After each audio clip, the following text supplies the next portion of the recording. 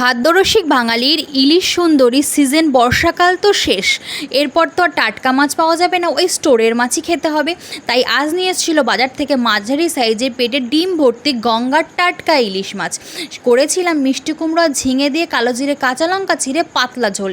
আহা, এ যেন আলাদাই ভালো লাগা গরম ভাতের সাথে। ঝিঙে আর কুমড়োটাকে ডুমো ডুমো করে কেটে নিয়েছি আর মাছটা হালকা করে ভেজে নিয়েছি। ওই মাছ ভাজা তেলের মধ্যেই বেশ অনেকগুলো কালো জিরে আর কাঁচা লঙ্কা চেরা ভালো করে ভেজে নিয়ে ওর মধ্যে সবজিগুলো দিয়ে ভালো করে ভেজে স্বাদ মতো লবণ আর হলুদ দিয়ে আবার সাঁতলে নিয়ে জল দিয়ে দিয়েছি। জলটা ফুটে উঠলে দিয়ে দিয়েছি মাছগুলো দিয়ে আবার একটু ফুটে উঠলে নামানোর সময় ধনেপাতা দিয়ে নামিয়ে নিয়েছি। দুপুরে গরম ভাতের সাথে যেন এক অনবদ্য কম্বিনেশন।